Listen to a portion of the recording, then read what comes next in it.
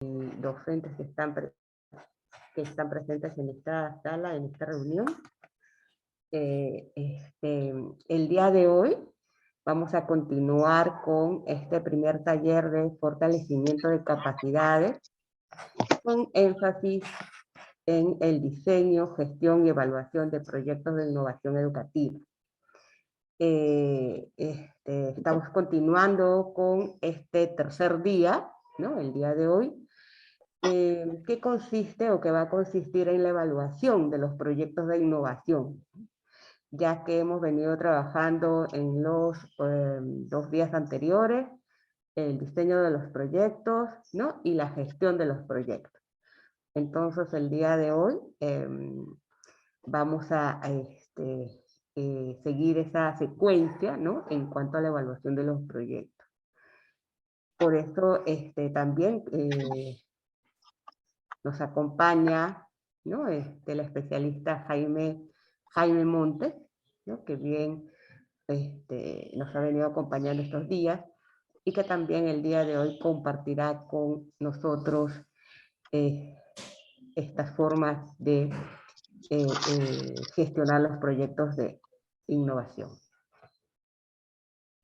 Entonces, no sin antes recordarles que por favor es muy importante que registren su asistencia porque eso evidencia la participación en esta actividad y en las actividades que realiza la UGEL desde el área de AGEVE, ¿no?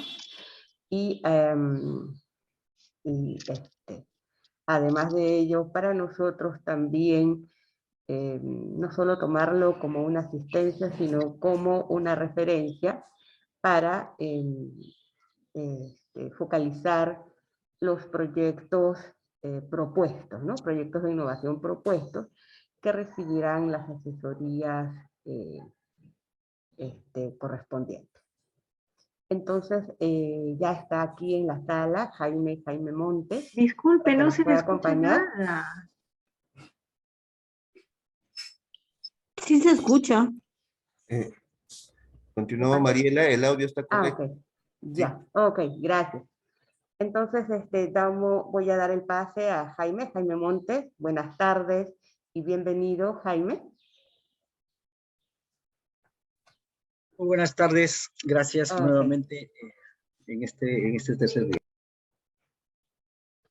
Bien, gracias Jaime. Entonces, Jaime, te dejo acá con el grupo, con el equipo, para que puedas compartirnos el día de hoy, ya último día y tercer día, y que no será tampoco la última reunión que tengamos. Te dejo, Jaime Montes. Gracias. De compartir, por favor, para que puedas compartir la pantalla también. Muchas gracias, estimada Mariela. Muchas gracias a la UGEL 7. ¿Se me escucha bien para empezar? ¿Sí? Sí, se te escucha muy bien, Jaime. Perfecto. Entonces quiero corroborar si se puede ver en la pantalla. También, sí, se observa la pantalla. Perfecto, ya, excelente. Muy bien. Colegas, muy buenas tardes. Y gracias a las personas que se están inscribiendo a la mentoría. La mentoría es una asesoría personalizada y colectiva también para mirar y acompañar sus proyectos. Tenemos un registro para eso, la cual también va a ser revisado por la UGEL para determinar la priorización. Muy interesantes proyectos además, y creo que lo importante es que tengan una idea, ¿no? Pasar de la idea a proyecto es el primer paso de la innovación, ¿no? En lo que llamamos la ideación, ¿no? Es decir, una idea sostenida, con una lógica determinada, en la cual ya hemos hablado en el primer taller, que tiene que ver con la formulación del proyecto de innovación. Ayer lo que hemos desarrollado es la gestión del proyecto de innovación, ¿no? Hemos analizado cuáles son los momentos claves, que tenemos que asegurar en cada momento clave. Además, hemos dialogado sobre las microexperiencias fundamentales para desarrollar cualquier capacidad y cualquier competencia, ¿no? También hemos analizado el currículum y hemos dado una lectura basada en la experiencia. Lo que hemos dicho, además, es que la competencia tiene un conjunto de capacidades que son hitos de la experiencia. Hemos visto algunos ejemplos de tal manera que podamos comprender este cuadro, que es muy sencillo, pero que es complejo a la vez, porque requiere de mucha abstracción de nuestras ideas, de las demandas de nuestros estudiantes para convertirlo en una propuesta de proyecto. Hoy día vamos a desarrollar el taller de evaluación del proyecto de innovación. Y para eso,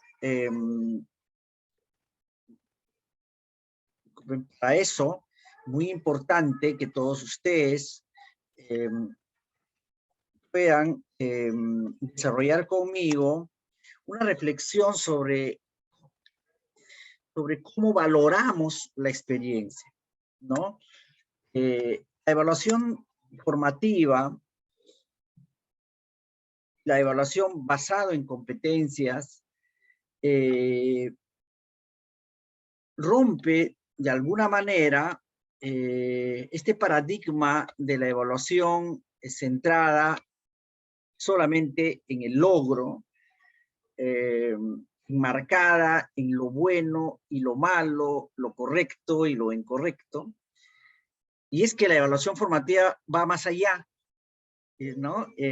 No mide lo correcto y lo incorrecto, no mide para empezar.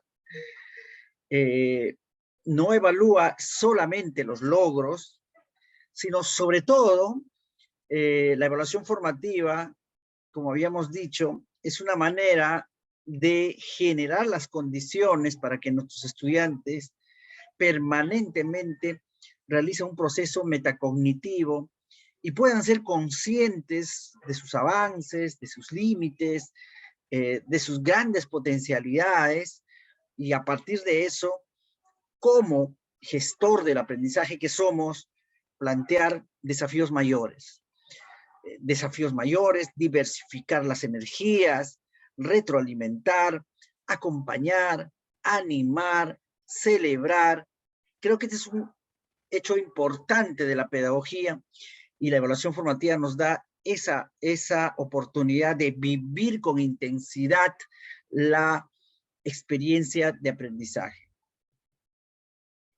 Y entonces se resume la evaluación del proyecto de innovación en el hecho de que es un momento de celebración constante, pero también de identificación constante de este ensayo-error de nuestro proyecto.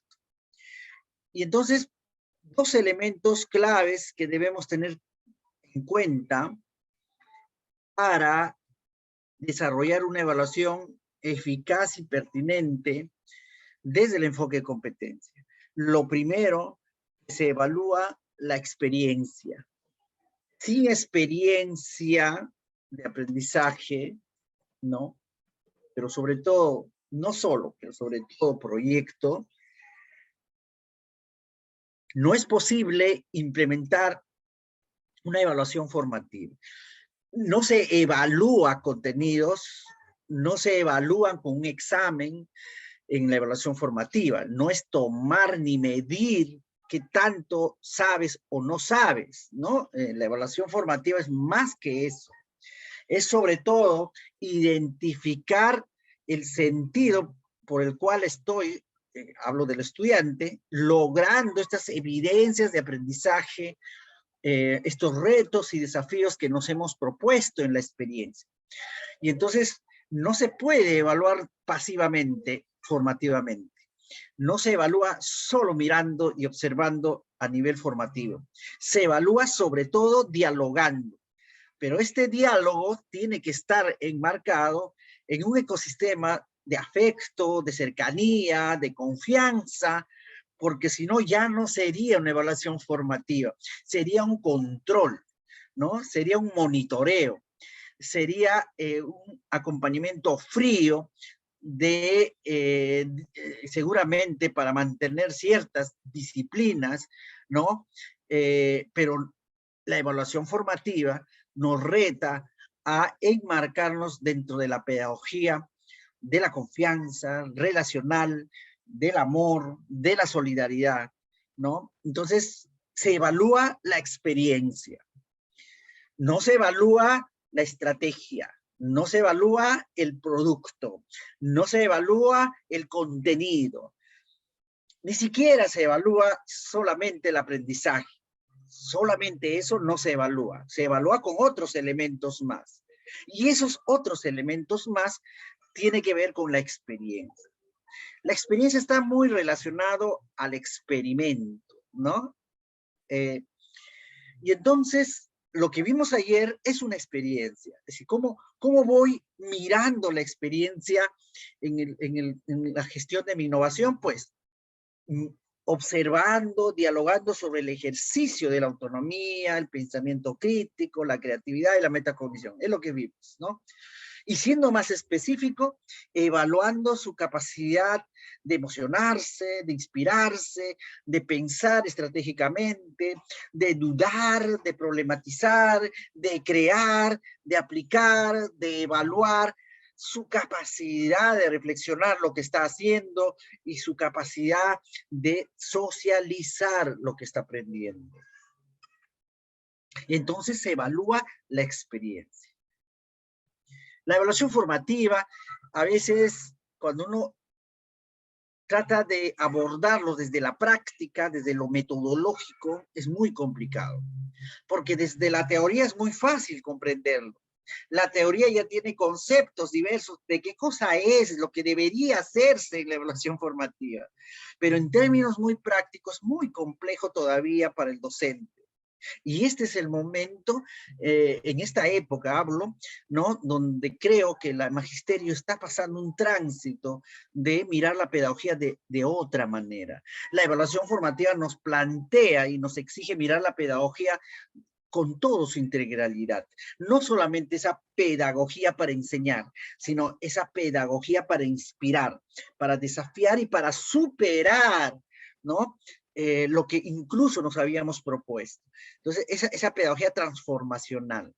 Entonces, la evaluación formativa es una manera de darle calidad a la experiencia de aprendizaje, es una manera de darle sentido innovador a nuestro proyecto y exige, de todas maneras, movilizar muchas capacidades, muchas competencias y sobre todo que lo hagan de manera lógica y metodológica. Y entonces, eso se hace con la experiencia, ¿no? Yo no puedo identificar una verdadera evaluación formativa, por ejemplo, en una clase, sentados, escuchando, ¿no? No se puede, es bien complicado. ¿Qué cosa observo ahí? Miradas, es lo único que puedo observar, ¿no? Pero cuando prototipan, cuando modelan, cuando estructuran, cuando utilizan sobre todo las manos y cuando dialogan sobre todo, son elementos, entre muchos, por supuesto, donde yo puedo ingresar y pasar esa línea de donde existe el miedo y la confianza para poder acompañar ese proceso de aprendizaje. Entonces, un primer elemento es la experiencia, que ya lo hemos conversado ayer y anteayer. Un segundo elemento para la evaluación formativa y la evaluación del proyecto de innovación son las evidencias de aprendizaje. Las evidencias de aprendizaje, ¿no? Y en ese sentido, la evidencia de aprendizaje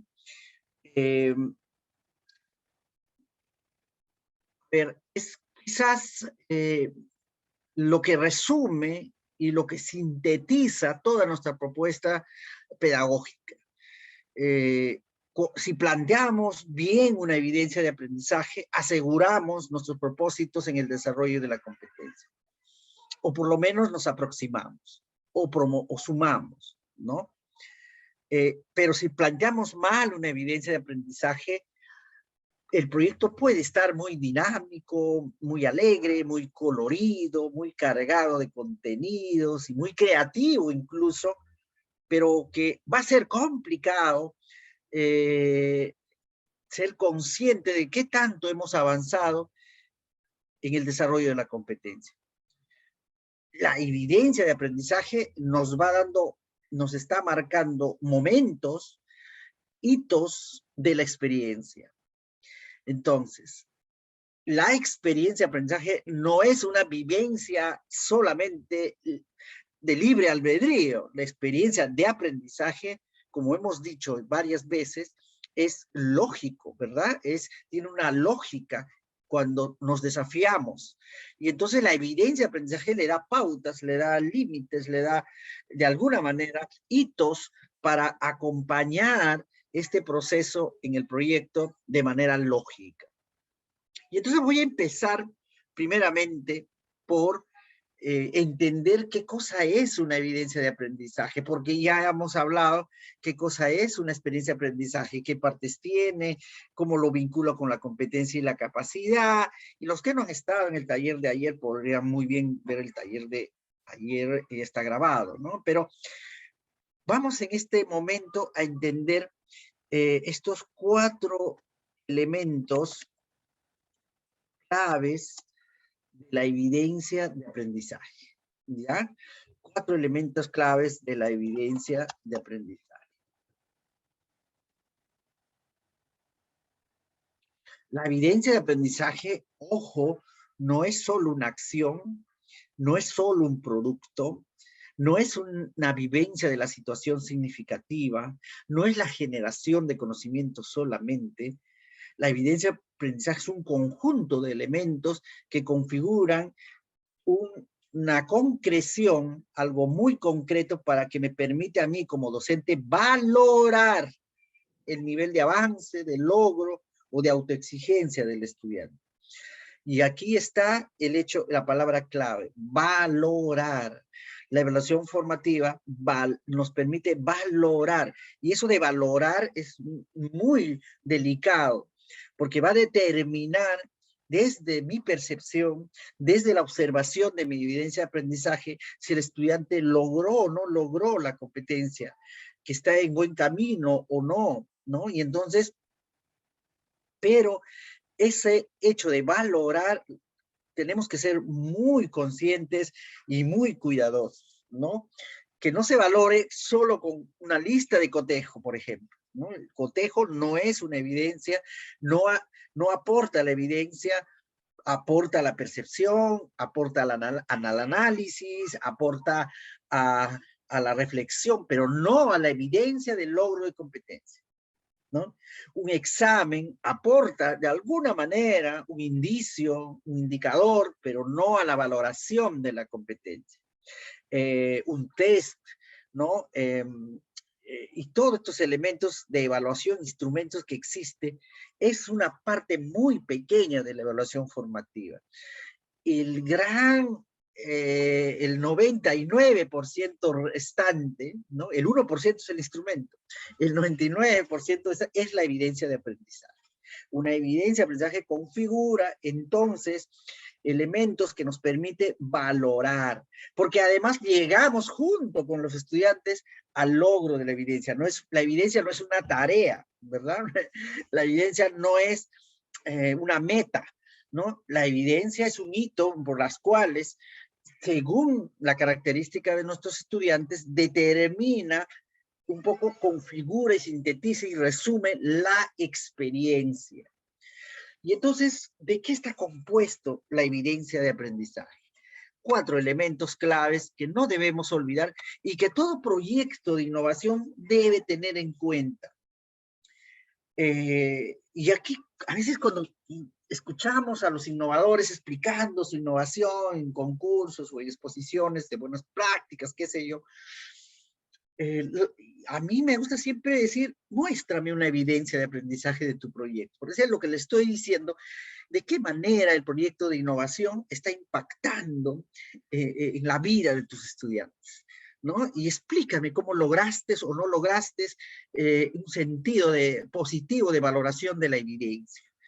Y entonces, en su mayoría, a veces lo que comparten es pues un producto, una foto, un video, y no es lo que uno espera, porque no basta una foto para determinar una valoración, ¿verdad?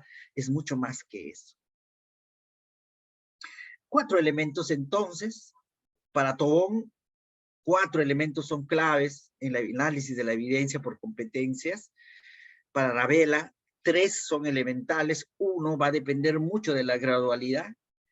Desde mi punto de vista, para mí, los 4 en todos los niveles son importantes, ¿no?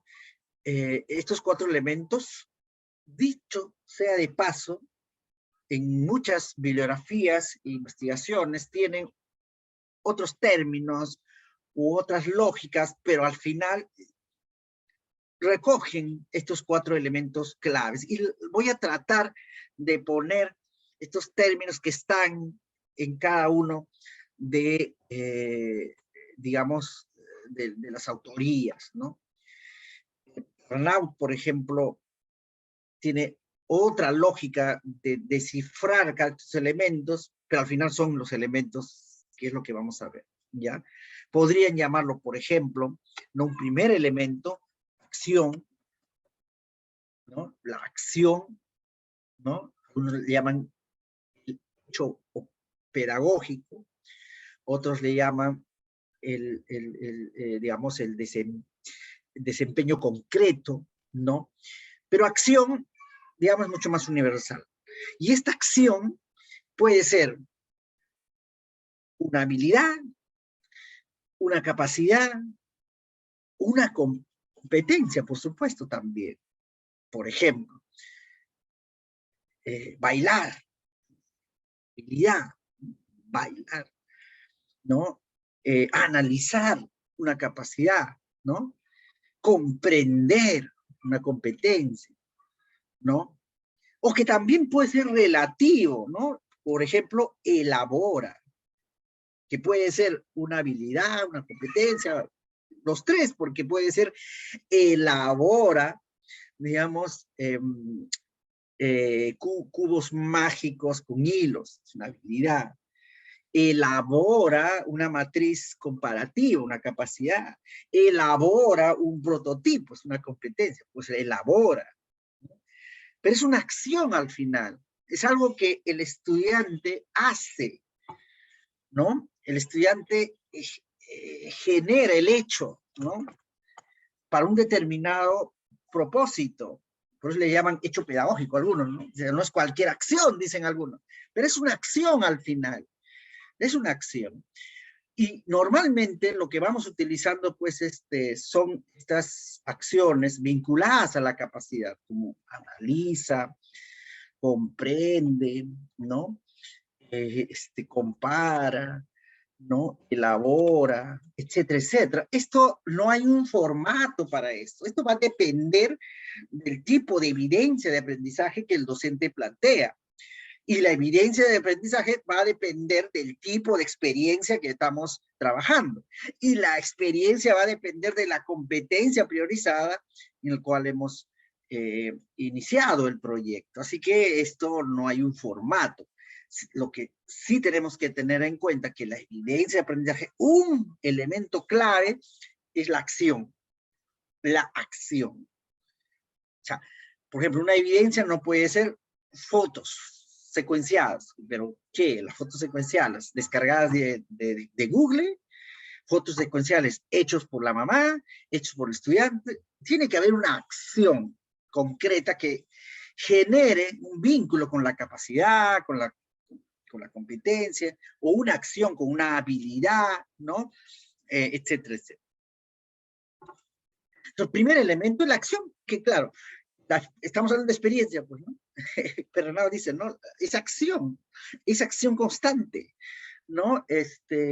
Kilpatrick habla de experiencia en función al movimiento dinámico de todo el cuerpo y el experimento. A eso se llama acción pedagógica. La acción pedagógica no es solamente tareas chiquitas, ¿no? La acción pedagógica es mucho más que eso. Entonces es una acción al final, ¿no? Analiza, comprende, compara, elabora y otros términos.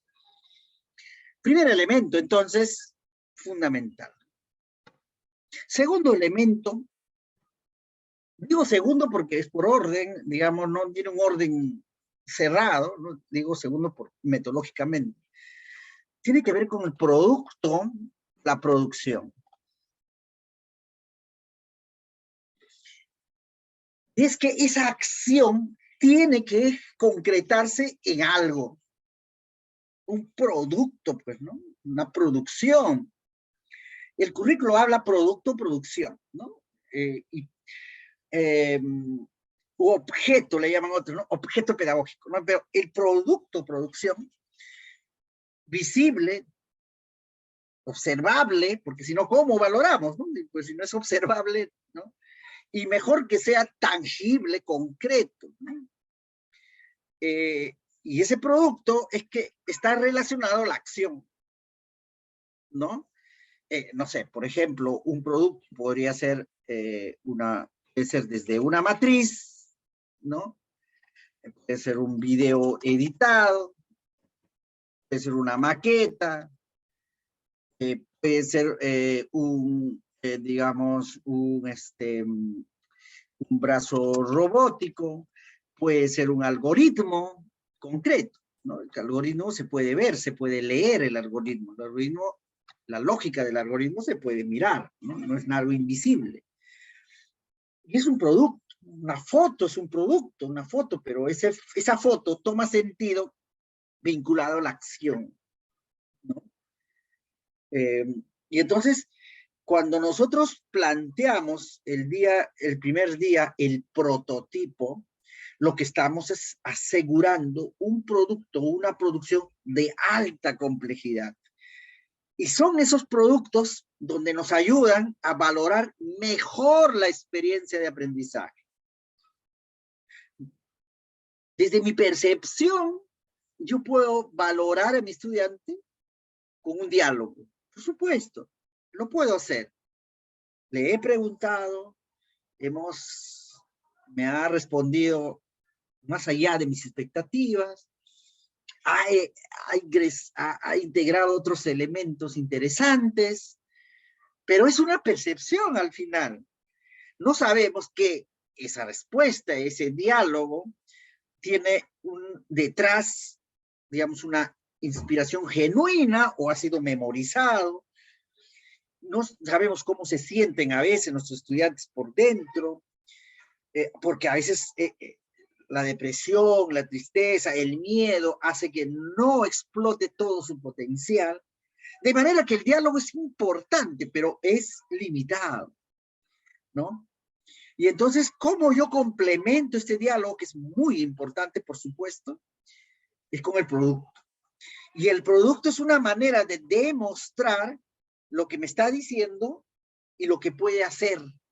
Ese vínculo entre lo abstracto y lo concreto es muy importante para mi valoración. Me puede hablar sobre la experiencia de indagación que ha tenido en el museo, en el zoológico, me va contando muy bien, muy pausado, muy lógico, pero digamos el reto dentro de él era identificar aquellos animales que tienen de alguna manera ciertas características y por el cual nos hemos propuesto tener una matriz de análisis, ¿verdad? Y entonces, una cosa es lo que me dice y otra cosa es la matriz que voy revisando, que me va contando, que me va diciendo junto con la matriz. Por eso que la acción y el producto están muy vinculados y son la base fundamental para la valoración. Entonces, cuando me dicen, profesor, ¿y cómo en mi proyecto lo que hacemos es una autoevaluación, una coevaluación y un diálogo? Está muy bien, está muy bien. Los tres son diálogos en realidad, ¿no? Pero en la coevaluación aplicamos unas fichas. Ok, pero esas fichas refuerzan el diálogo. Las fichas no son una evidencia. La evidencia es una construcción. Y por eso hablamos de producto. ¿no? Porque la ficha se puede marcar, puede ser muy subjetivo. Nos apoya, sí, por supuesto que los instrumentos nos apoyan mucho. Sobre todo cuando son aulas grandes y queremos ver tendencias, queremos ver ciertas opiniones colaterales frente a la experiencia. Nos ayuda, por supuesto, pero no lo es todo. Lo importante es vincular la acción pedagógica con el objeto pedagógico, es decir, la acción y el producto. Ahí tenemos dos elementos claves para valorar de manera honesta. ¿Por qué? Porque justamente esta conexión entre el objeto y el sujeto, esa conexión nos va a exigir dos cosas. Un primer elemento, una primera, digamos, exigencia es la equidad.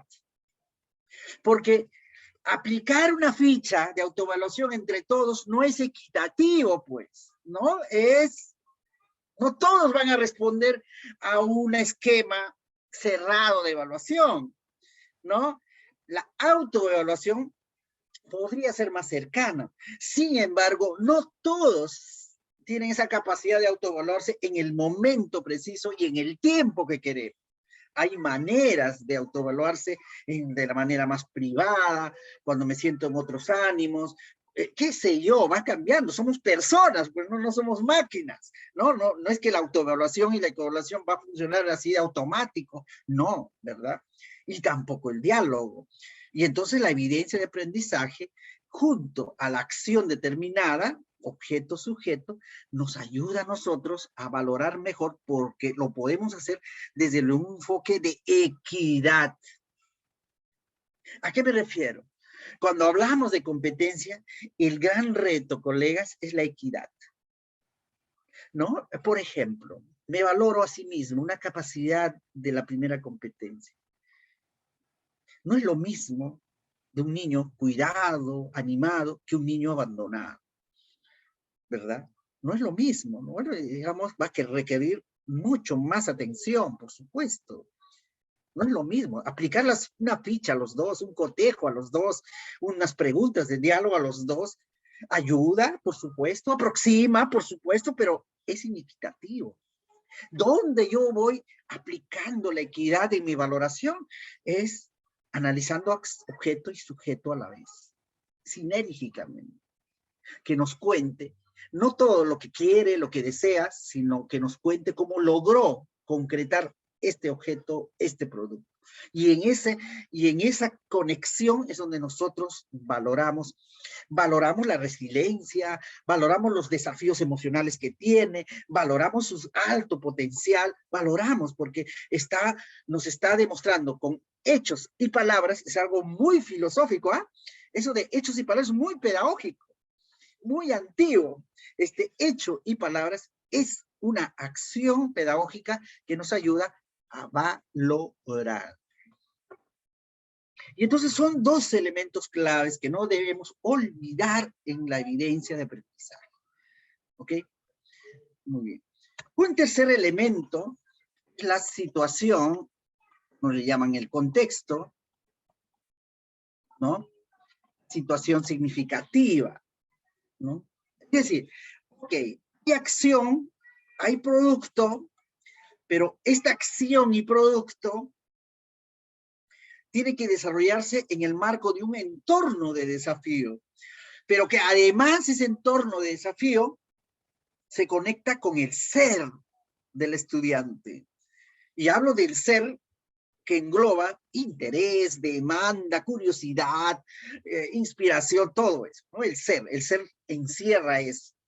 El ser encierra nuestro desencanto, nuestra frustración, también nuestras dudas, nuestro problema, el ser, pues, ¿no? Eso es algo que solo nosotros sabemos leernos, ¿no? Y entonces, esa situación significativa, que es significancia pura, es decir, este hecho, esta experiencia, este entorno, este desafío, tiene que ver conmigo, responde a mi interés, lo comprendo porque es parte de mi cosmovisión, ¿no? Lo entiendo porque se conecta con mi cotidianidad, me interesa porque es parte de lo que yo tengo curiosidad. Esa es una situación significativa. Y entonces, cuando este hecho y este objeto, este sujeto y objeto, se dan en una situación significativa, la valoración es mucho mejor, porque lo que estamos es tocando el ser. Eso es lo que estamos haciendo. La situación significativa no es para completar la sesión o para hacerlo más bonito nuestra unidad, no. La situación significativa es generar ese ecosistema de confianza pedagógica. Ojo, confianza pedagógica es cuando uno está dispuesto a aprender, cuando uno se abre a curiosear, cuando uno abre sin miedo a explorar, esa es confianza pedagógica. ¿Cuál es la desconfianza pedagógica? Uno no quiere fallar, uno quiere decir lo que quieres escuchar, uno quiere más bien guardarse las cosas, no quiere experimentar, tiene cierto temor, cierta desconfianza. Ahí no se puede aprender nada, ¿verdad? Y la valoración puede ser incluso engañosa, ¿no? Cuando un profesor es autoritario y genera temor, lo que tú escuchas de los docentes no es genuino. Ese es un engaño, ¿verdad? Pero si un docente al ingresar genera luz, brillo, confianza, afecto, todo lo que puedes escuchar en esa relación es genuino, aprovechable pedagógicamente. Y esa es una situación significativa. La situación significativa, a veces yo veo que lo relacionan a un hecho. Bueno, la pandemia ya es una situación porque está ocurriendo, ¿no? Somos de Apurímac, bueno, la danza de Apurímac es situación significativa. Sí, puede ser, pero sobre todo la situación significativa tiene que ver con el ser del estudiante, que me conecto, que tiene que ver con algo que me ha movido. En mi salón, digamos, de alguna manera, estamos conversando en el aula, estamos compartiendo cómo nos fue en la pandemia, y luego un estudiante hace una broma, ¿no?, racista frente al otro, y entonces tú dices, un momentito, ¿por qué se ríen todos? ¿Y por qué hacen esa broma? ¿Por qué son tolerantes? Ahí tocas el ser de todos, porque le estás poniendo en cuestión sus convencimientos, y esa es una situación significativa. Y entonces, una evidencia de aprendizaje tiene que estar en el marco de una situación significativa. Porque si no, imagínense, sin situación significativa yo puedo decir, bueno, comprende, ¿no? Comprende una matriz, ¿no? O sea, comprende, me va explicando secuencialmente, tomando su matriz, muy bien, sujeto-objeto, ¿no? Pero eso puede ser memorizado, puede ser para cumplir la tarea, puede ser que lo ha hecho otro, ¿no? No me garantiza la valoración integral que queremos hacer, ¿no? Pero la situación significativa es distinta.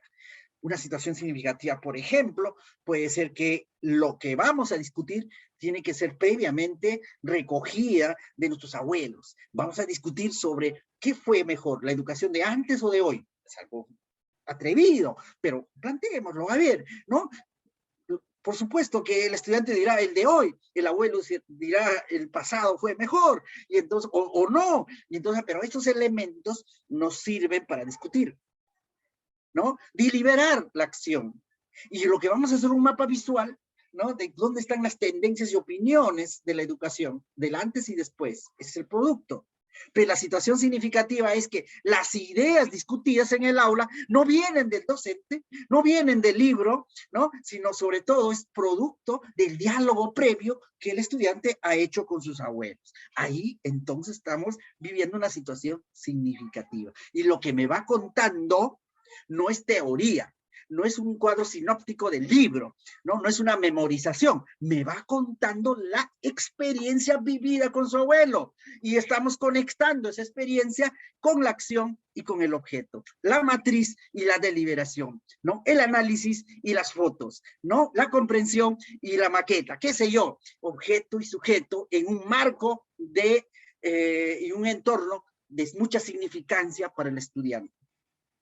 Y entonces este es un elemento, ¿no? Por ejemplo, vamos a poner acá, entrevista a los sabios de una comunidad, digamos. Otro puede ser visita al hospital, por ejemplo, ¿no? Puede ser, aquí hay muchos lugares donde podemos visitar y generar aprendizajes profundos, ¿no? El Neoplásica, por ejemplo, el Hospital del Niño, ¿no? Tenemos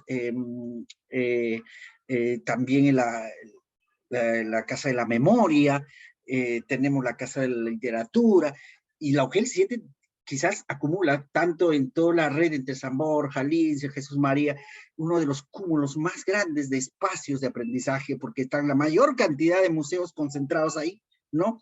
Y entonces, por ejemplo, puede ser un museo, puede ser una experimentación con hormigas, por ejemplo, ¿no? Hecho, ¿no? Etcétera, etcétera. Y ya estamos construyendo la valoración. Voy a insistir mucho en esto de valorar, porque la evaluación formativa es un hecho de valoración, ¿no? Digamos, es capaz, esta es nuestra, es una experiencia donde vamos valorando, ¿no? Todo este proceso y avance en el desarrollo de la competencia. Pero para eso, acción vinculado al producto, pero acción y producto desarrollado en un contexto de significancia. La situación significativa. Hasta aquí, Raela dice, suficiente con eso, ¿no? Suficiente, dice, ¿no? Y entonces, claro, puede ser. Entonces, sin embargo, ya con el enfoque STEAM, se vuelve a retomar las disciplinas científicas. Y entonces hay todo un debate, pero creo en el Perú todavía ese debate no se da. Bueno, en el Perú siempre llegamos tarde, ¿no? Llegamos 20 años después o algo así, pero en el mundo ya está esta discusión de qué tanta intensidad sinérgica debe tener entre el enfoque por competencia y el enfoque disciplinar. Parte de la actualización del currículo que ha emprendido el ministerio tiene que ver con eso, ¿no? Hay un gran sector que dice, bueno, las disciplinas sí, pero mucho cuidado, ¿no? O sea, no volvamos a los cursos, ¿no? No volvamos a las asignaturas, porque nos está costando como país todavía entrar a este enfoque por competencias. Y hay otro sector que dice, no, no basta las competencias solamente. ¿Competencias para qué? ¿No? Aprendizajes para qué, ¿no? Tenemos que aportar en el desarrollo de este país, de mi comunidad, del bien común, con conocimiento, es decir, generar conocimientos. Y ahí aparece el STEAM. Y el STEAM lo que nos dice es que desde la cotidianidad, ¿no? Vayamos generando en los estudiantes aprendizajes vinculadas a las capacidades y competencias científicas. La ciencia, la capacidad de indagar, de preguntarse, la matemática permanente en todo momento, en todas sus dimensiones, la integración de la tecnología, ¿no? El arte y la ingeniería, ¿no? Sin embargo, no es todo cuando hablamos de conocimiento y disciplina. También están la filosofía, la sociología, la historia, muchos elementos disciplinares que creo yo contribuyen a la formación integral, ¿no? El gran problema es que en el Perú hemos priorizado, le hemos dado fuerza y hemos partido solo de lo disciplinar. Hasta ahora, nos cuesta todavía entrar al mundo por competencias, ¿verdad? Y entonces, claro, las editoriales, los especialistas todavía, algunos de todos los sectores, desde el Ministerio UGEL, todavía anclados en lo disciplinar, todavía les cuesta abordar, en la universidad incluso, muy pocas universidades trabajan con enfoque de competencia, la mayoría en el Perú, las licenciadas todavía no han hecho este cambio progresivo de un currículo disciplinar al enfoque por competencia. El perfil de los docentes en la universidad todavía falta mucho por mejorar, y lo digo porque trabajo justamente acompañando a las universidades a cambiar el currículo y a capacitarlo. No me cuesta a mí, por ejemplo, un catedrático que tiene 30 años enseñando, cambiar de lógica. Es muy complicado. Entonces en el Perú todavía estamos entrando, y entonces la idea de innovar es justamente entrar de lleno a las competencias. Sin embargo, entrar de lleno a las competencias no quiere decir abandonar lo disciplinar. Yo soy un defensor y quizás radical de que los dos son sinérgicos, que hay que abordar los dos, ¿no? Y hay que desarrollar conocimiento desde muy pequeños. No hay manera de competir en el mundo de superar desafíos en el mundo si no generamos científicos a escala. Y solo la pandemia nos ha demostrado, colegas, por ejemplo, que hemos invertido más en tiendas comerciales, en productos de consumo que en vacunas. Cuando muchos países han entrado en crisis porque no había biólogos, no había epidemiólogos, no sé cómo se dice, los que hacen epidemiología, ¿no? No había psicólogos sociales, muchos científicos, ¿no? Genéticos, etc. No hay, no existe. Solo una información que les voy a dar. Por ejemplo, no existe, casi el 80% de los distritos en el Perú no tienen ningún psiquiatra.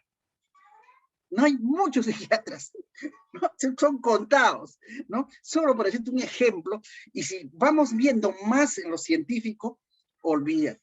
No, prácticamente la escuela no ha aportado a la formación de científicos, pero, claro, vinculado a la competencia, podemos formar científicos humanistas, que es lo que creo es el futuro, ¿no? Y entonces ahí hay una discusión de que si la evidencia de aprendizaje solo basta con sujeto, objeto y contexto, ¿no? O tenemos que incluir el conocimiento. Mi experiencia en las escuelas fuera del país, analizando los sistemas educativos y la innovación, para mí es esencial el conocimiento, desde muy pequeño. ¿Ok? La idea no es solo formar buenas gentes, ¿no? O sea, buenas personas sí, pero buenas personas que contribuyen a la sociedad. Ojo, y no tampoco del otro extremo, ¿no? Muy académicos, muy teóricos, muy dominantes de la disciplina, pero malas personas, no son sensibles, no son ciudadanos, y tendremos, y eso es lo que ha pasado en el Perú, tenemos cuellos blancos ilustrados que saqueaban el país, ¿verdad? Y una clase política que por décadas no termina por hacer un país íntegro y desarrollado, ¿no? O sea, no basta el conocimiento, por eso es importante el desarrollo de las competencias, ¿no? Entonces, el cuarto elemento es el conocimiento. La generación, ojo, la generación de conocimiento, ¿no? Ahí está, conocimiento, ¿no? Y entonces, toda experiencia, toda acción en una situación significativa tiene que generarme conocimientos. O sea, es decir, que el estudiante tiene que tener la capacidad de entender mejor la ciencia, ¿no? En todo nivel, ¿no? Desde el inicial, en cualquier momento. Si eso no hace la escuela, ¿quién lo va a hacer? La casa no lo va a hacer, el barrio no lo va a hacer, los amigos no lo van a hacer. Eso requiere un espacio muy profesional, muy complejo como es la escuela. La escuela no es algo sencillo, es muy complejo y tiene que aportar en la construcción de científicos o de saberes científicos en el espacio escolar. Y entonces, en el conocimiento, ¿no? Entonces, toda esta experiencia tiene que generarnos. Por ejemplo, podríamos hacer, ¿no? Digamos que vaya mirando el ciclo de las epidemias. Esto es un conocimiento, por ejemplo. El ciclo de epidemias comparando a partir de ese ciclo, ¿no? Por ejemplo, vaya analizando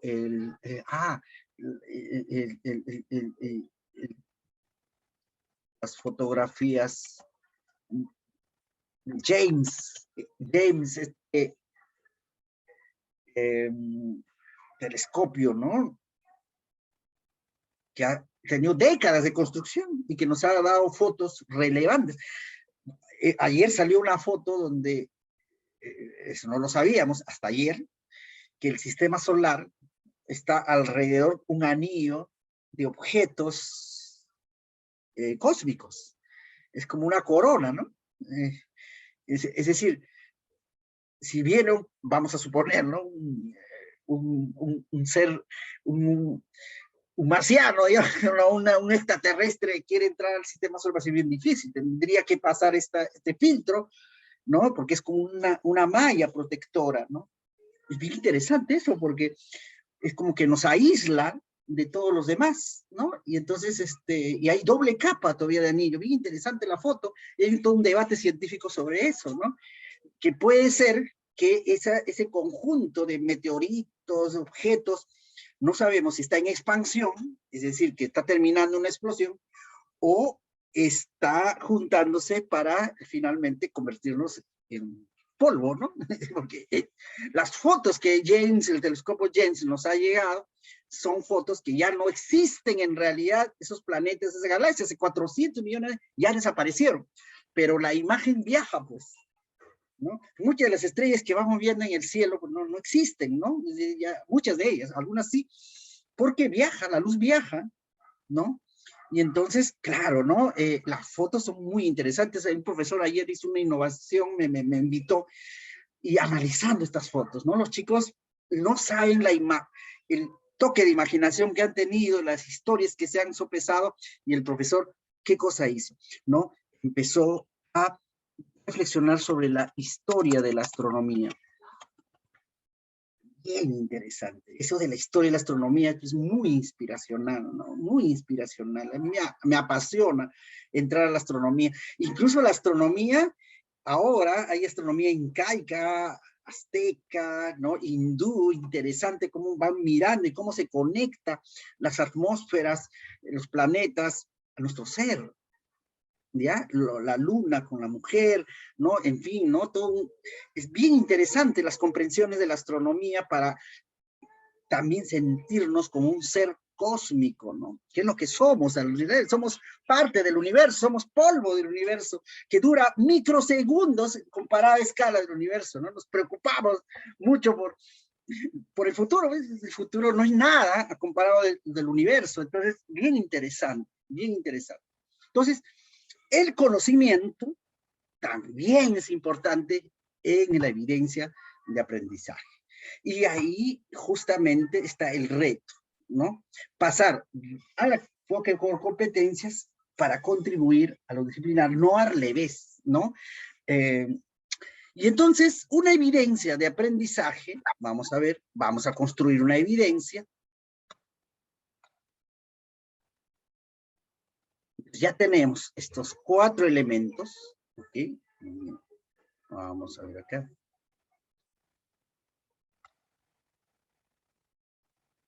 Ya tenemos 4 elementos de la evidencia. Yo puedo construirla, no importa el orden, ¿verdad? Eso es relativo, ¿no? Por ejemplo, una evidencia de aprendizaje puede ser analiza mediante una matriz, ¿ok? ¿No? Una matriz analiza mediante una matriz su visita a los para comprender el ciclo de las epidemias en los niños. Hay 3 epidemias, ¿no? No mortales, ¿no? Yo tengo 2 niñas de 3 y 4, y entonces la gripe todo el mundo se ha enfermado ahora, pero mucho de eso es una influencia especial, ¿no? No es cualquier influencia. Y hay uno también de boca, pie y no sé qué, ¿no? Unas heridas que le aparecen, muy contagiosa además, ¿no? Y es bien increíble que después de la epidemia del COVID se han generado otras epidemias mucho más de baja intensidad, pero que atacan a los niños. Hay que tener mucho cuidado, ¿no? Y ellos son transmisores, receptores por excelencia, ¿no? Están todavía evolucionando sus defensas, y entonces el gran error que se puede, y he escuchado expertos, en darle antibióticos, salvo que es muy necesario, pero van cortando las defensas. Y entonces, según se dice, hay estudios de que en el futuro vamos a tener una generación débil, ¿no? Una generación antibiótica, que dice, ¿no? Digamos que por cuidarse, pues el cuerpo genera sus propios mecanismos de defensa, pero a veces el miedo ha hecho que metamos medicina por medicina. A mí en lo personal casi me mata el antibiótico, me he contagiado de COVID y En realidad yo pensé que era un resfrío, ¿no? Yo me fui al médico y salió negativo, pero estaba con COVID, y entonces me pusieron antibiótico y todo, y bajó mis defensas y el COVID casi me lleva, ¿no? Y no hubiera ido al hospital, no hubiera pasado nada, pero y esa baja de defensa casi, digamos, casi me lleva. Entonces, mucho cuidado con eso. Y entonces lo mejor es el cuidado, la limpieza. Es curioso también el fenómeno que está ocurriendo, es decir, hay menos prevalencia de algunas enfermedades, ¿verdad? Porque estamos utilizando la mascarilla, ¿no? Y además hay un efecto positivo de que todo el mundo está aquí con el alcohol lavando las manos y ha bajado la prevalencia de problemas estomacales. Una vez que estuve en el hospital, un médico me decía que el 80% de los que llegan al hospital son por no comer bien, solamente. Si comiéramos bien, no, ni mucho, ni cargado, ni mucha sal, ni mucho azúcar, o demasiado volumen, el hospital estaría vacío. Pero es así, ¿no? Y esta pandemia nos está generando otros efectos.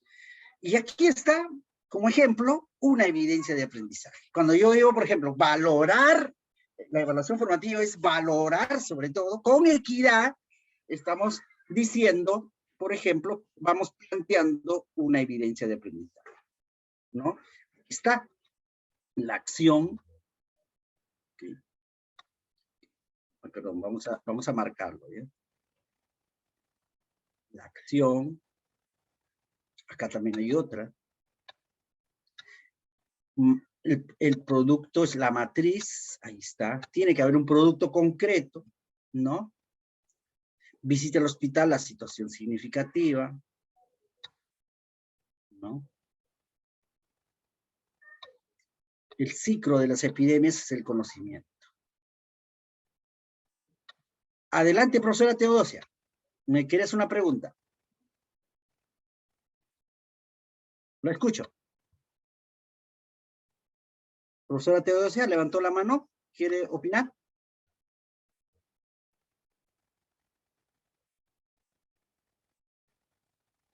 Ok, sigamos. A veces se pega, no se preocupe, no se preocupe. Entonces tenemos la evidencia de aprendizaje. 4 elementos.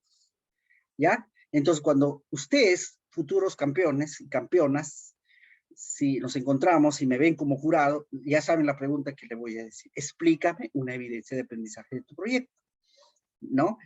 Y entonces vas a tener que decir, ok, cómo los estudiantes van explicando su accionar, tomando como referencia un prototipo, un producto, en marco de una situación significativa, y que esta experiencia le ha generado ciertos conocimientos, o él ha aportado, o ha comprendido, o ha profundizado un conocimiento. Esa es la innovación. Ese es el impacto de la innovación. El impacto de la innovación no es ganar el concurso. El impacto de la innovación no es tener prototipos bonitos, ni alegóricos. El impacto de la innovación es que el estudiante me demuestra algo concreto en una situación significativa y que nos diga qué aprendió, qué profundizó. Eso es. La evaluación de un proyecto de innovación es dialogar con los estudiantes. Cuando voy a las escuelas, ¿no? Observo el proyecto, voy dialogando con los maestros y les digo, bueno, vamos a evaluar su proyecto de innovación. Una vez que conozco la innovación, voy a dialogar con los beneficiarios, con los actores centrales, que son los estudiantes. Y mi pregunta es muy sencilla, ¿no? ¿Qué lograste? Dime, ¿qué lograste en esta experiencia, ¿no? Y ellos me explican la evidencia de aprendizaje, ¿no? Y si lo hacen y me dicen qué aprendieron, cómo lo hicieron, está perfecto. Ese es el impacto. Es el impacto. Es un análisis cualitativo, por supuesto, que no se enmarca pues, en un examen, ¿no? Porque cada diálogo, cada percepción con los niños, con los estudiantes y adolescentes son distintos cada uno. Ok, colegas. Entonces, dicho esto, ya sabemos, quisiera yo contribuir en eso, ¿verdad? ¿Qué cosa es una evidencia de aprendizaje? ¿Verdad? Entonces, muy bien. Ahora vamos a volver a nuestra tabla de ayer, a nuestro Canvas, ¿no? A nuestro Canvas, aquí está. Muy bien. Y vamos a cambiar el diseño de las hojas A ver, un momento, por favor. Porque vamos a necesitar espacio. Ahora sí. Listo, aquí está. ¿Dónde está? Aquí está. Aquí está. Voy a achicar ya para que ustedes puedan ver mejor. Ya, ahora sí. Ahí está. Muy bien. Listo. Ok, entonces voy a añadir un poquito más grande. Lo voy a poner. Ahí está. El día de ayer hicimos ejemplo de un proyecto, de una gestión con dos competencias. Una competencia que tiene que ver con escribe, me parece, ¿no? No sé si leo, escribe, sí, escribe. Y luego la competencia impactada, que tiene que ver con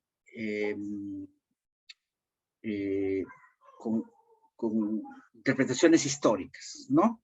Entonces, aquí están las dos capacidades, ¿no? Además dijimos, ¿no? Estos elementos que hemos desarrollado ayer, que las actividades tienen que ser planteadas por el maestro. Y a modo de ejemplo voy a plantear las actividades.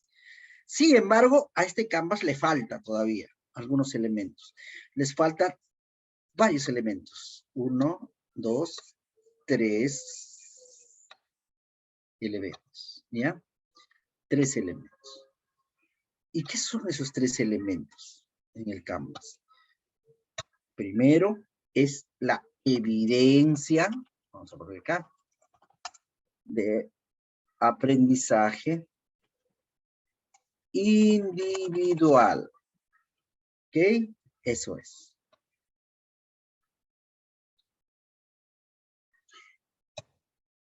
Y la segunda columna es evidencia de aprendizaje colectivo, ¿no?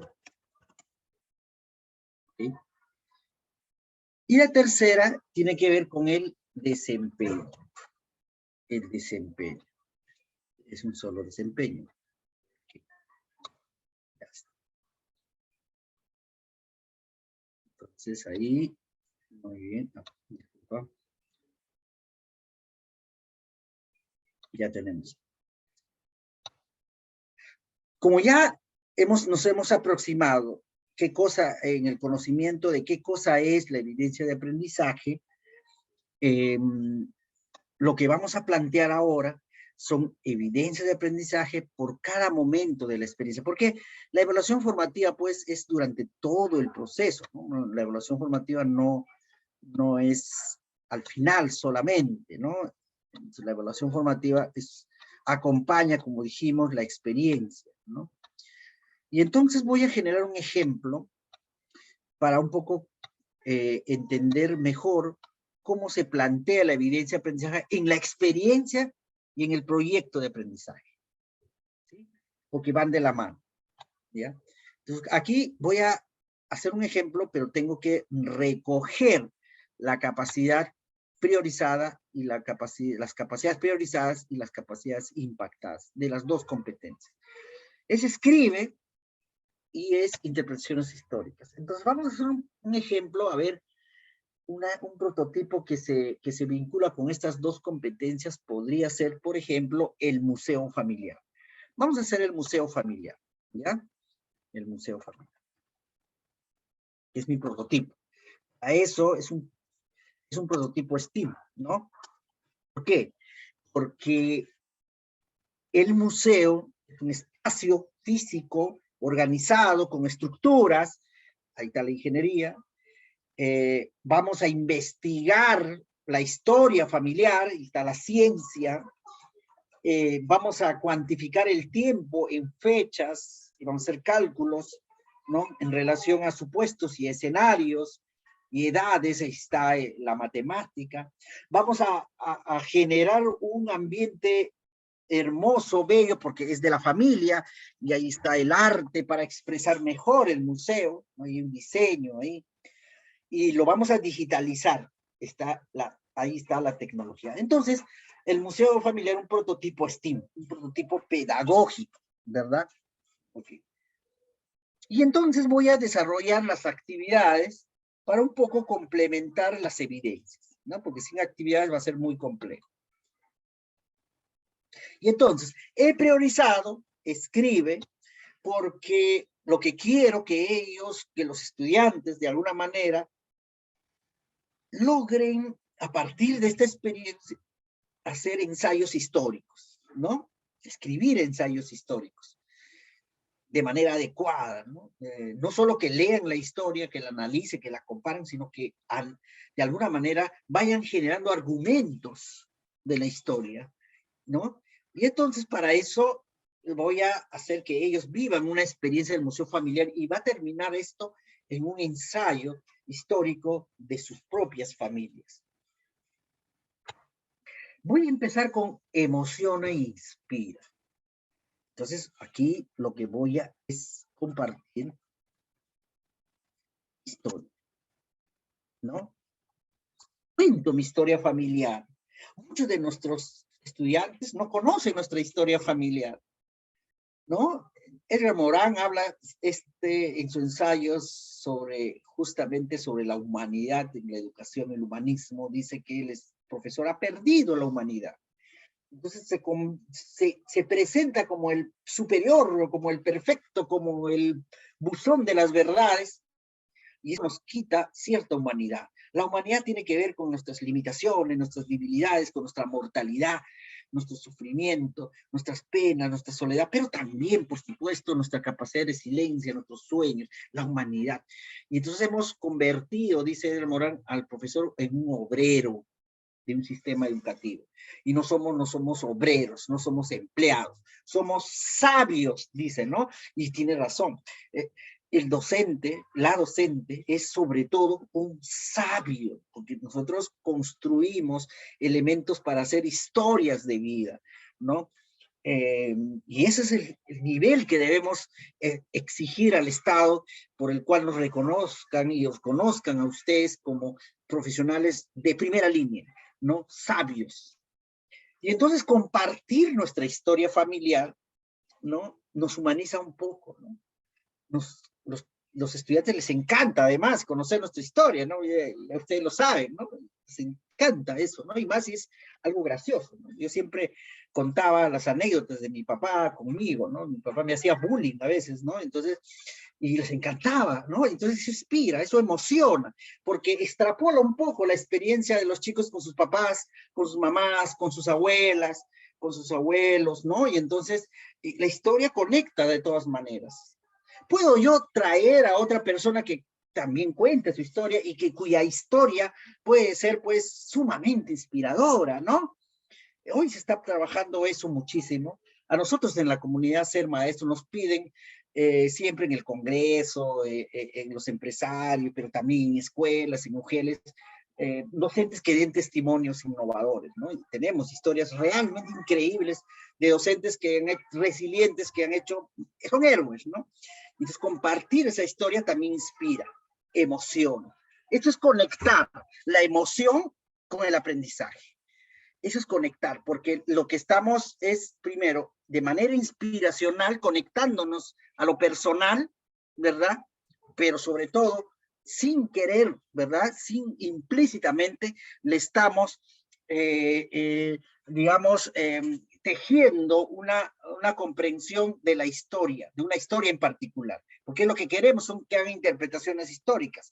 Y cuando escriban, tengan un orden. Y ese orden, cuando se hace el testimonio, se va generando desde el inicio, ¿no? Entonces, ahí está. Mi primera actividad, compartir mi historia familiar. Donde vengo, mis abuelos fueron chinos, mis abuelos fueron italianos, fueron ayacuchanos, qué sé yo, ¿no?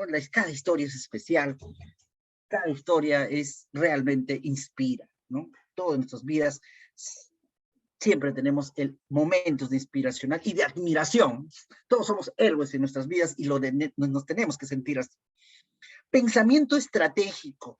Entonces les voy diciendo que ellos vayan bosquejando, ¿no?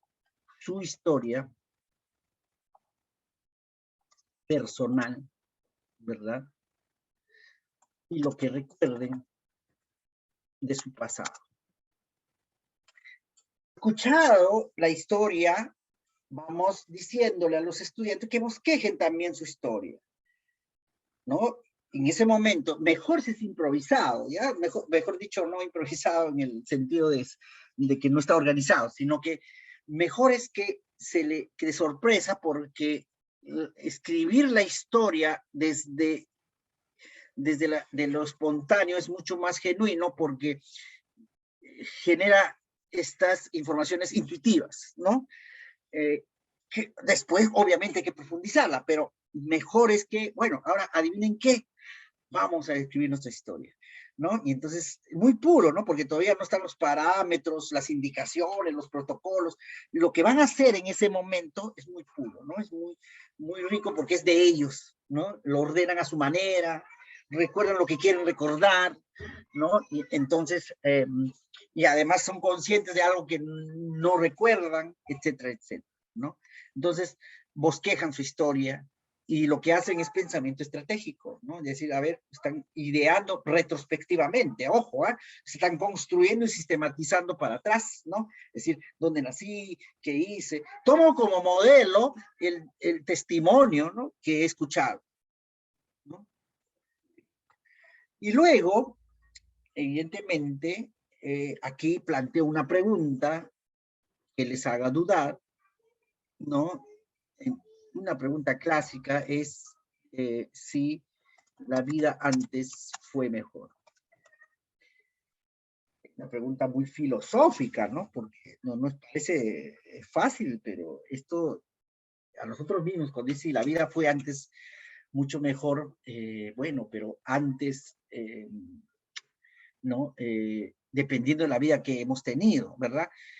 Pero hay una discusión, no todos van a coincidir, y de eso se trata. Se trata de que cada uno argumenta que y por qué desde lo personal antes no fue mejor o sí fue mejor, ¿no?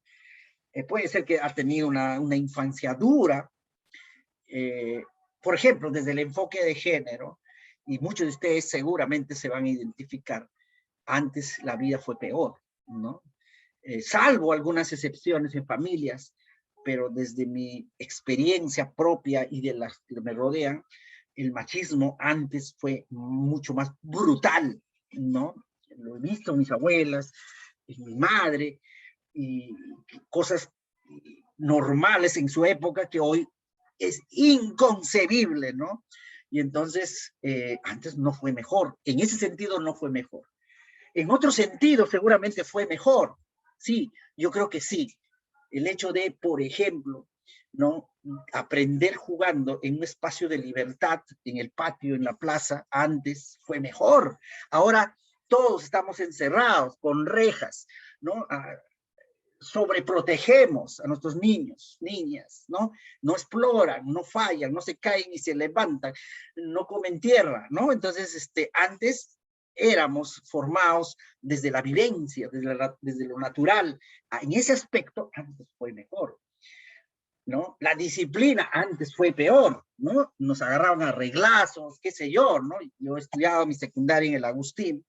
Ustedes entenderán, la mitad de mi promoción pues han tenido prontuariado, la droga campeaba y entonces había golpes. Eso ahora es inconcebible. Ni siquiera en una escuela del Callao, una escuela de alta vulnerabilidad, ya el control es mucho más. Sin embargo, no quiere decir que hay menos delincuencia o más, sino que la disciplina ha cambiado. Entonces, esta pregunta puede hacer que los estudiantes duden y problematicen, ¿no? Y que vayan encontrando en sus historias, elementos para escribir. Porque lo que queremos es que escriban. Y que escriban, porque esa es la competencia priorizada, ¿no? Ok. Luego, les vamos a plantear que construyan, es un prototipo, ¿no? Un museo familiar, ¿no? El museo familiar que ellos tienen que idear. En Abancay hay una red de museos familiares. En Huánuco también hay una pequeña red de museos familiares. En la pandemia se han generado una red de museos porque en la casa se convirtió pues en un laboratorio de aprendizaje. Y yo creo que eso es lo positivo, ¿no? Hay mucha innovación en casa que se ha hecho estos 2 años, ¿no? Lo he podido ver cientos, ¿no? Maravillosos, además, donde los papás, los padres y las madres se incluyeron en el proceso, y los abuelos, qué sé yo, hasta las mascotas, ¿no? Entonces, la idea es que construyen un museo familiar, pero que la forma, el tipo, la tienen que hacer ellos. Puede ser en una mesa, puede ser en el patio, puede ser con reciclado, puede ser solo con fotos, puede ser con ropa, puede ser con video, puede ser digital, pero tiene que ser familiar. Este prototipado es muy importante porque lo que queremos es que organizan sus ideas de forma coherente, ¿no? En algo concreto, no en un papel, en algo concreto, que vayan describiendo la historia en cada momento, ¿no? Ok. Luego viene aplica, y lo que vamos a hacer es ahí, es que ellos puedan exponer su museo a sus familiares. Y eso es importante. No estoy hablando solo de papá y mamá, porque son con ellos que van a hacer, sino al tío, al barrio, a los primos. Es bien interesante. Yo he visto un video que me mandó una profesora. ¿No tiene para lavarlo? A ver, profesora Patricia, su audio.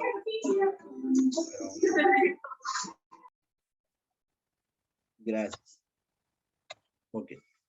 Entonces, exponer frente a los primos, al padrino, qué sé yo, ¿no? Hace que también ellos se pongan en cuestión, ¿no? Y entonces van preguntando y recordando y conectando de alguna manera, ¿no? Sí, pues no, cuando tú te bautizaste yo tenía 10 años ya, cuando tu mamá se casó yo recién nacía. Esas comparaciones son importantes. La comprensión histórica no es solo comprender con línea del tiempo. La comprensión histórica es que esa línea del tiempo tiene varias líneas del tiempo a la vez concatenadas para dar digamos, una característica propia del momento, ¿no? Por ejemplo, en el año 70, ¿no? Velasco cambia la escuela, ¿no?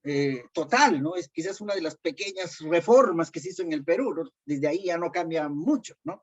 Pero en ese momento pasamos un hecho nada más que para mí creo, fue brutal. Pasar del script a la letra corrida, ¿no? De la imprenta al script, perdón, ¿no? Es algo así, ¿no? Entonces, eso a mí, por ejemplo, me marcó, porque cuando yo escribo es mitad corrida, mitad, ¿no? Y de alguna manera este cambio influenció muchísimo en el magisterio del momento, ¿no? Entonces, sí, yo creo que exponer este museo en familia genera debates, diálogos, recuerdos. ¿No es acaso eso lo que queremos en la pedagogía? ¿No es acaso aprender en familia estos elementos? Claro, ¿no? Pero va a depender muchísimo cómo el estudiante va explicando paso a paso y a la vez escribiendo.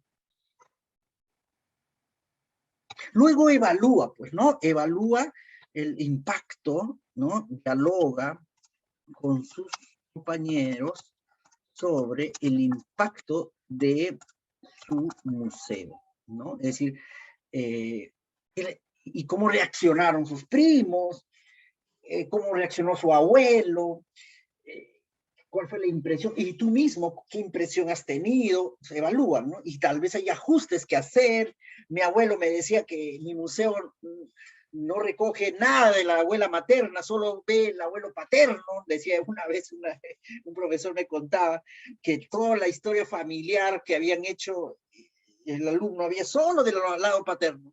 El lado materno no existía, y entonces se generó un debate dentro de la familia muy interesante, que el docente aprovechó para mirar historias que nunca se habían contado desde el lado materno, ¿no? Interesante, ¿no? Este diálogo nos ayuda también. Y luego una reflexión, y quizás lo podemos hacer de manera digital, y ahí, y quizás ahí ya la reflexión misma es escribir el ensayo. Ensayo, ¿no? Un ensayo histórico. Es casi la interpretación, ¿no? ¿Qué te pareció? ¿Qué aprendí? ¿Cuál fue la lección que se llevó? ¿Qué fue lo más difícil? ¿No? Una profesora me contaba que lo más difícil en el museo familiar era que los papás suelten un poco. A veces cuesta mucho contar en algunos casos, ¿no? En algunos casos les costaba contar un poco su historia de manera genuina, detallada, porque los estudiantes, cuando empiezan a hacer el museo, piden detalles, ¿no? Piden especificaciones. A veces el papá como que no está preparado por ese tipo de diálogo, ¿no? Por ejemplo, un niño le decía, ¿y cómo te enamoraste? ¿Cuál fue tu primer amor? Mi mamá, ¿no? Y papá no sabía qué responder porque creo que no era, ¿no? Entonces decía, bueno, y tartamudeaba, dicen, ¿no? Era muy interesante cómo el estudiante que ya tenía 13, 14 años, se reía, decía, ¿no? Y le he puesto en jaque a mi papá, nunca habíamos hablado de ese tema, pero era importante esta fuente para yo hacer mi museo, ¿no? Entonces, escribir sobre eso es importante, ¿no? Escribir cómo se sintió frente a su padre, qué información recogió, qué le fue más difícil. Eso puede ser metacognición de la experiencia. Luego, lo que podríamos hacer es un webinar sobre los museos para socializarlos, ¿no? En toda la comunidad, por internet, ¿no? Qué sé yo. Muy bien, ya tenemos un proyecto modelo, digamos, ejemplo, con algunas actividades relacionadas a las microexperiencias, ¿no? Y entonces vamos a plantear la evidencia de aprendizaje. Ojo que podemos tener en este primer momento, ojo, nuestra evidencia de aprendizaje tiene que estar vinculado ¿a qué? A estas dos capacidades que son los criterios. Los criterios para la evidencia de aprendizaje son estas capacidades, pero no es el único criterio. El siguiente criterio es la experiencia, que es esto de acá, ¿verdad? ¿Ok? Y entonces vamos a plantear una evidencia, lo que hemos dicho, que la evidencia, hay evidencias de aprendizaje de proceso, ¿ya? Que puede tener 2 o 3 elementos, no necesariamente los 4. Por ejemplo, en el ejemplo de aquí podría haber una evidencia que diga modelo, bosquejo, el borrador de mi museo. Ahí hay 2 elementos, el bosquejo y el modelo, ¿no? La acción y el objeto. Como es de proceso, es decir, para acompañar, para desafiar, está bien esa evidencia, pero no es una evidencia que va a ir a mi cartel de evidencia. No es algo que me va a permitir valorar, sino es una evidencia que me permite acompañar. Puede haber otra evidencia que diga, por ejemplo, revisa el testamento del abuelo, ¿no? Revisa la acción y el testamento del abuelo en la situación significativa. No hay producto, pero no importa, porque esa evidencia de proceso o subevidencia que le llaman otros, no me permiten a mí acompañar. Pero lo que va a ir en este cartel son las evidencias de proceso, es decir, esas evidencias de cierre, evidencias de logro de la competencia y de la capacidad. Y entonces aquí es una evidencia que se termina en el momento. Por ejemplo, yo digo, ok, aquí tenemos, comparten la historia, bosquejen y debaten. Entonces aquí voy a poner una evidencia. Todo este momento va a terminar con dialogar sobre el expone, tienen que exponer, ¿no? El diseño de su museo familiar sustentado con fuentes diversas, ¿no? Expone mediante un resumen el diseño de su museo familiar sustentado en fuentes diversas. ¿Ok? Muy bien. Aquí hay cosas implícitas. Expone, ¿qué cosa es expone? La acción, pues, ¿no? Un ratito. La acción.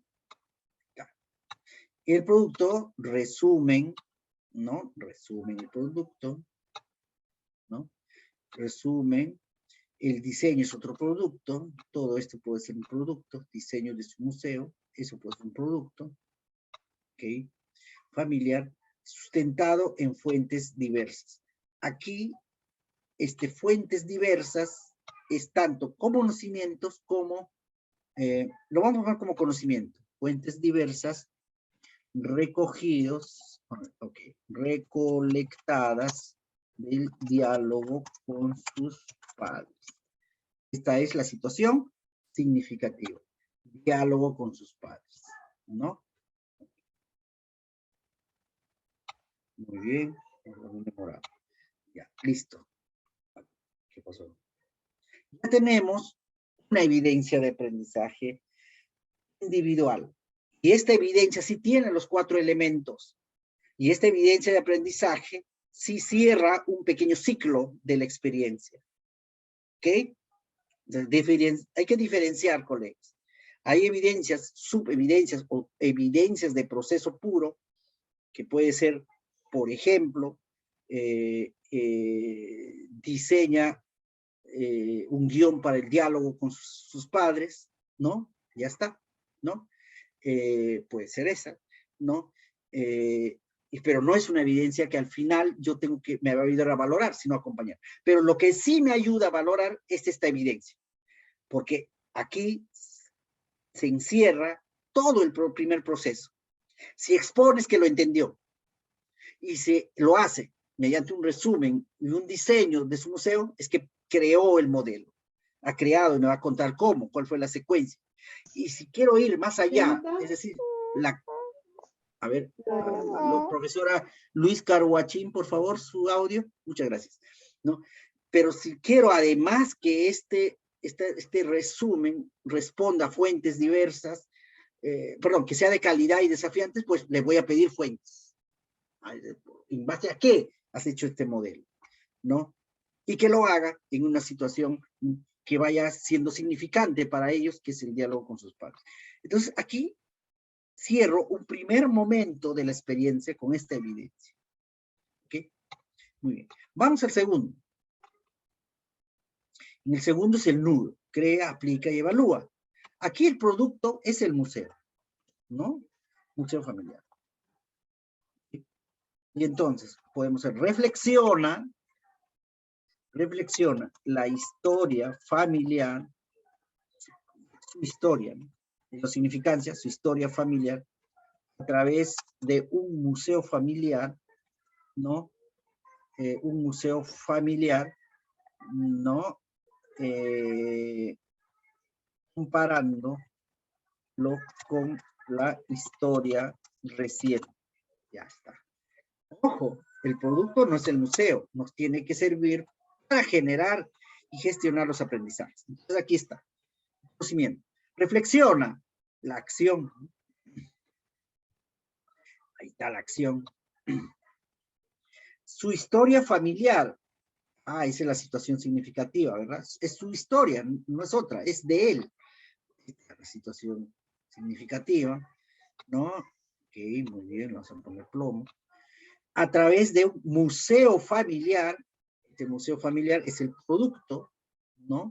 El producto, vamos ahí, comparando con la historia reciente, ese es el conocimiento, ¿no? Es decir, no solo van a exponer su,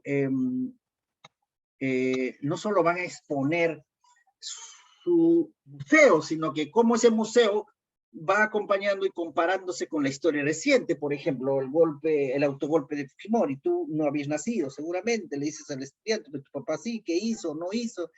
La historia reciente es muy convulsionada, ¿no? Es una historia, los últimos, dicen, ¿no? Los historiadores que los últimos, sobre todo desde el 70 hasta el 2000, es quizás una de las más convulsionadas de la historia del Perú, ¿no? Vivimos la violencia política, ¿no? En los 80, vivimos prácticamente un autoritarismo despiadado en los 90, ¿no? Vivimos toda la intervención de Velasco en los 70, quizás esos 30 años marcan lo que marcaron del 2000 para adelante, ¿no? Entonces, muchos.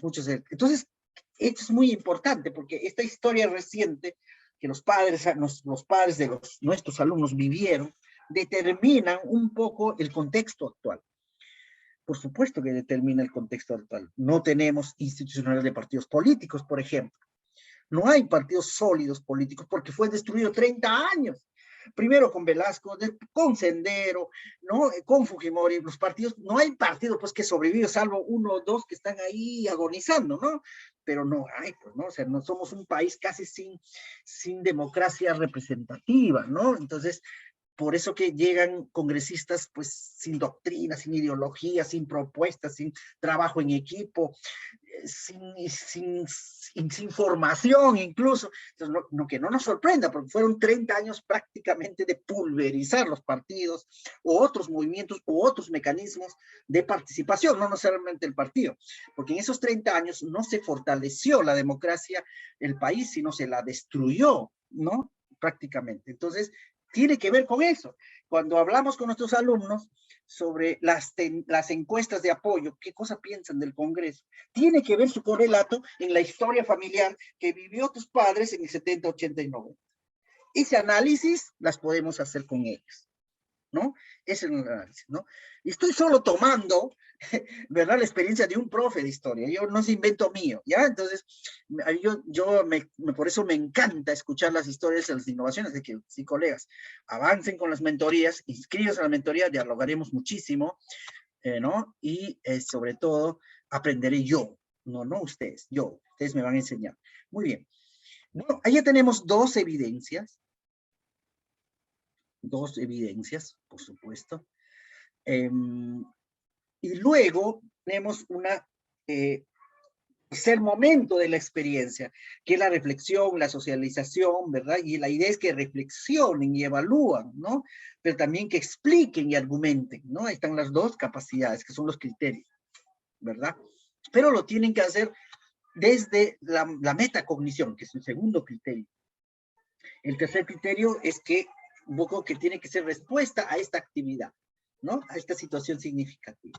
Entonces aquí podría ser, digamos que, ¿cuál es el producto? Acá es el ensayo, ¿no? Es el ensayo. Entonces aquí podríamos hacer, deliberan, ¿no? Delibera, participa, ¿no? Participa en una tertulia familiar, presentando su ensayo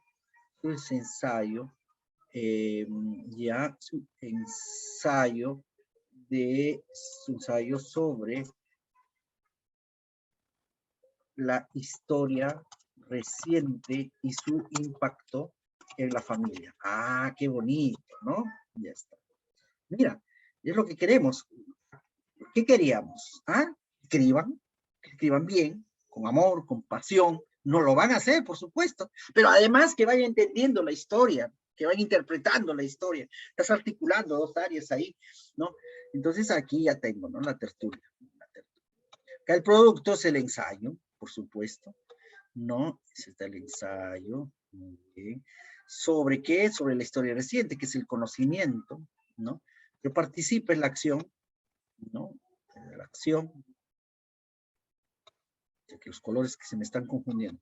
Ya, este es más bien el ensayo, es el producto celeste.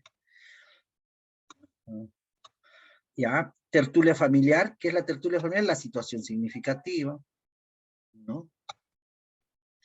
A ver, ¿dónde está acá? Esto, la situación significativa, ¿no? Ok, sobre la historia reciente, que es la, ¿verdad? Y su impacto es el conocimiento, ¿no? Es el conocimiento. Ok, muy bien. Listo. Aquí historia reciente, este está confundido, este es plomo, ¿ya? Este es plomo, historia familiar es morado, porque es la situación significativa. Perdón un ratito, historia familiar, aquí me confundí. Ya, bueno, ya está. Entonces, tenemos tres evidencias, son evidencias hitos, evidencia de cierre de un microproceso, ¿verdad? No son esas subevidencias chiquititas que nos permiten, que son muy importantes, por supuesto, para animar, para acompañar, para inspirar. No, son estas evidencias que van a nuestro cartel de evidencias, que van a nuestro, que van básicamente a nuestra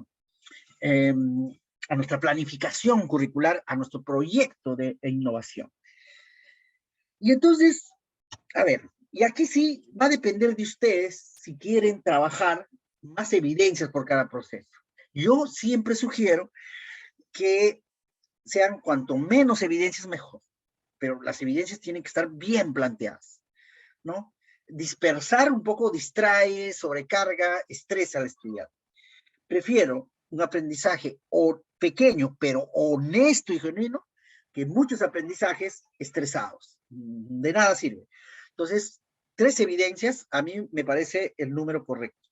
Sin embargo, esto no quita que pueden ustedes trabajar en equipo. Por ejemplo, el profesor de ciencias sociales con el profesor de comunicación se ponen de acuerdo en hacer este mismo proyecto, pueden plantearse más evidencias, por supuesto.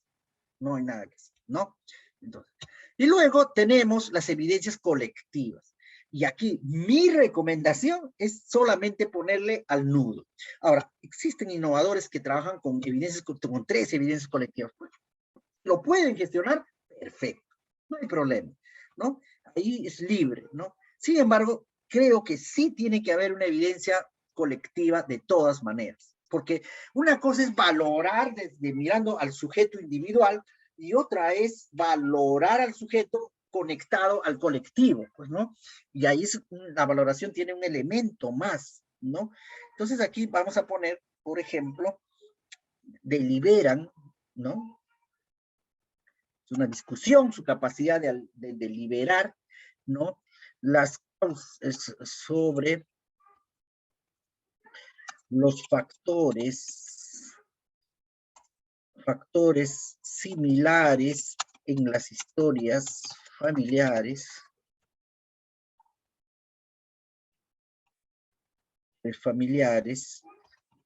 para comprender, ¿no? La historia reciente, ¿no? Del Perú, ¿ya?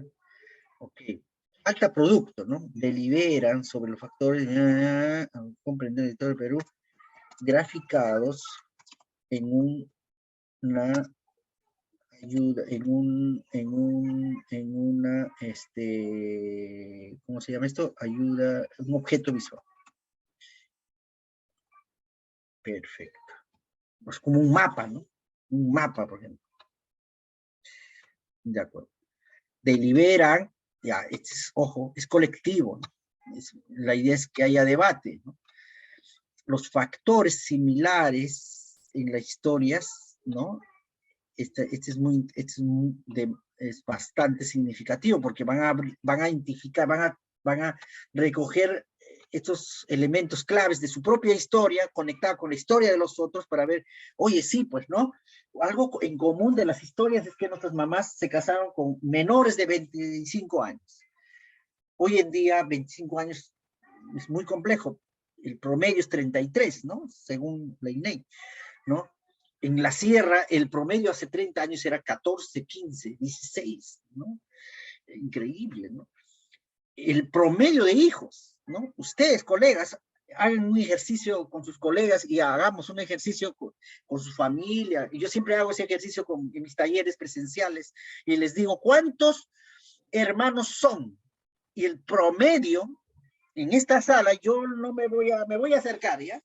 Pero el promedio en esta sala de hermanos debe ser de 4 o 5.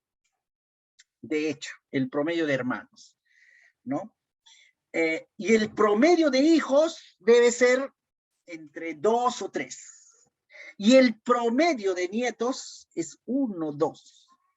Es decir, en todo caso, si preguntamos a nuestros hijos la edad que tienen, si ya se casaron o no se casaron, si cuántos hijos tienen, 1, 2, o no tienen, o no se casan, o no quieren.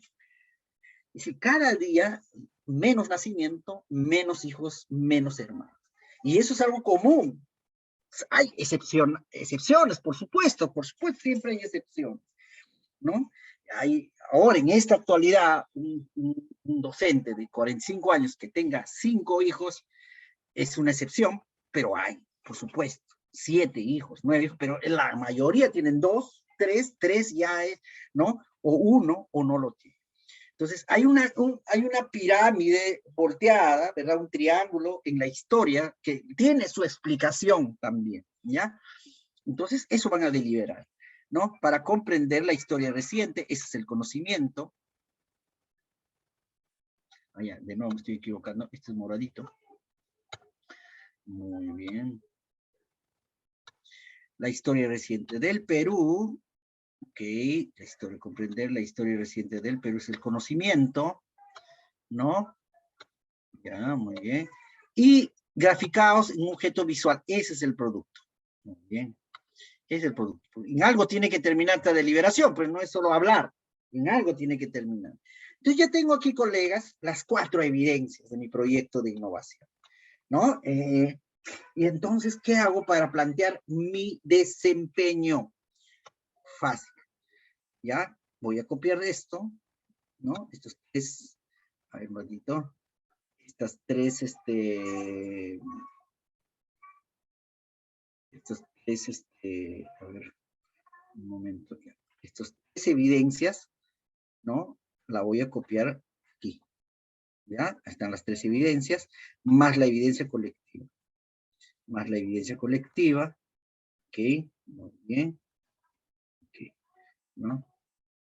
Muy bien, la voy a poner después de recientes. Aquí. Es la evidencia colectiva. Muy bien. Entonces tenemos reflexiona, falta expone, me parece. A ver, a ver, un ratito. Resumen, reflexiona, expone, falta, me parece aquí. Graficados, participa, reflexiona. Ah, ya sí, falta de todas maneras, ¿no? Falta la primera. Muy bien, falta la primera. Aquí está, la voy a copiar. ¿Qué estoy haciendo, colegas? Estoy uniendo las evidencias. Nada más, es lo que estoy haciendo. ¿Qué cosa es el desempeño? ¿Qué es el desempeño? Una gran evidencia. No se compliquen mucho, ya hay personas que les gusta filosofar sobre los desempeños. El desempeño no es otra cosa que la evidencia de la competencia.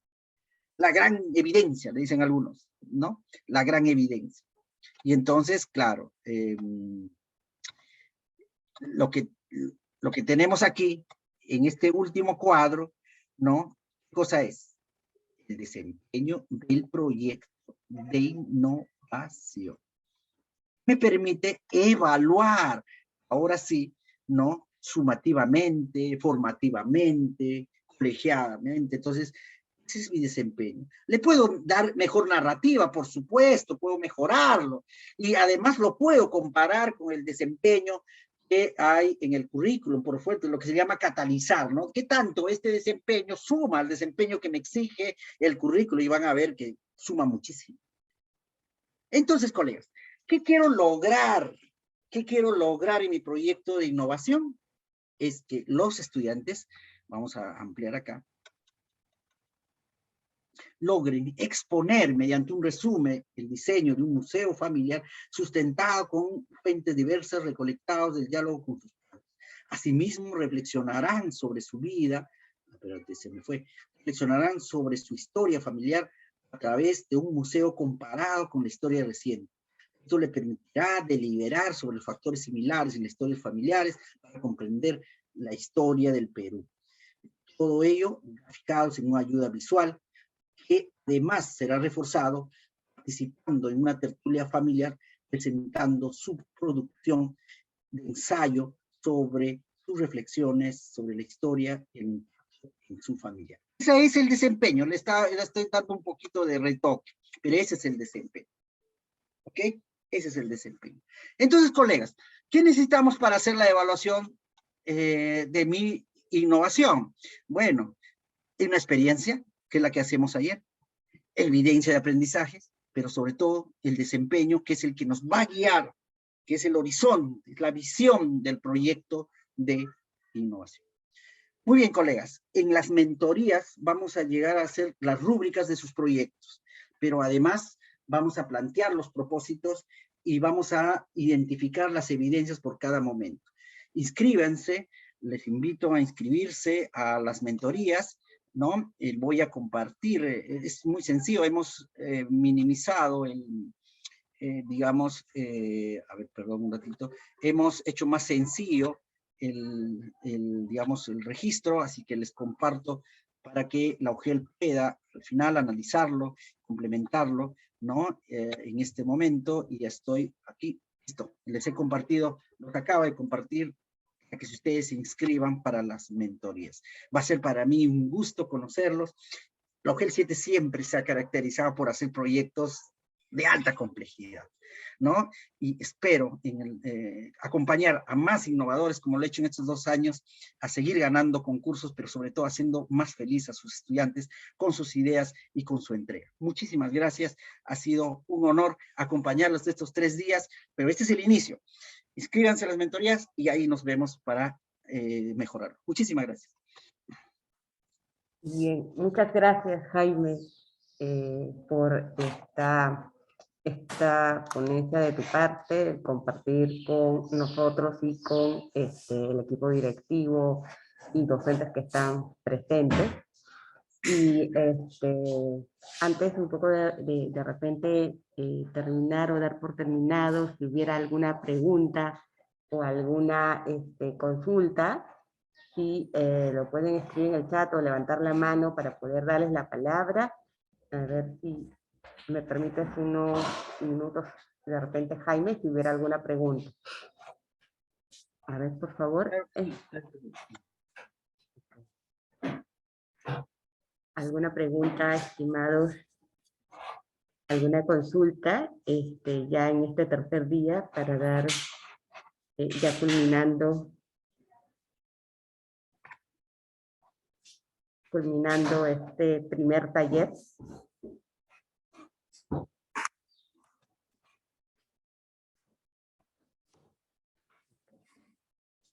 Sí, se va a volver a colocar el link de la asistencia. Edgar, por favor, si lo puedes volver a colocar, a copiar. Y como bien dice, estamos invitados para poder registrar su proyecto de innovación para las sesiones de mentoría, ¿no? A cargo de Jaime Montes. Entonces, de acuerdo a eso, y también con el especialista responsable de la red, de su red, ¿no? Para informar sobre los proyectos de innovación que estén implementando, ¿no? O que ya estén en esta primera forma, estructura para implementar, para poder considerarlos en la relación o lista de proyectos que participen de la mentoría. Bueno, si no hubiera alguna otra consulta, pregunta, estaríamos dando por concluido el taller. No sé si hay algún otro, de repente, comentario, Edgar, para cerrar ya la reunión del día de hoy. No, simplemente agradecer la participación a los directivos y docentes por el gran esfuerzo de asistir a este taller virtual, ¿no? Con la ponencia del profesor Jaime Montes. Más adelante vamos a tener las asesorías de los proyectos, pero tienen que estar registrados o también ser comunicados a los especialistas de cada RI. De esa manera se van a seleccionar los proyectos y van a recibir, igual que el 2021, la mentoría a estos proyectos, ¿no? Entonces esperamos la participación de todos ustedes. Bien. Entonces, muchas gracias, Jaime, por estos 3 días de participar con nosotros. Te agradecemos y sé que contamos contigo, ¿no? Para lo que viene y para trabajar este año, un año más trabajando contigo, ¿no? Y como tú bien lo has dicho, hay un reto que asumir como UGEL, ¿no? Y siempre estamos en esa búsqueda de que la mayoría, por no decir todas las instituciones que tenemos, de alguna manera implementen un proyecto de innovación. Okay. Bien, Jaime, muchas gracias. Gracias a ti y felicitaciones a UGEL por su terquedad y creo que por su vocación por la innovación. Un saludo a la directora Marilú y un abrazo a todos. Muchas gracias. Hasta luego. Hasta luego, Jaime. Un gusto. Bien, estimados directivos, estamos dando por concluida esta reunión. No olviden el registro y si no, con las consultas con el especialista de la red responsable. Esto sería todo por nuestra parte. Muy buenas tardes con todos.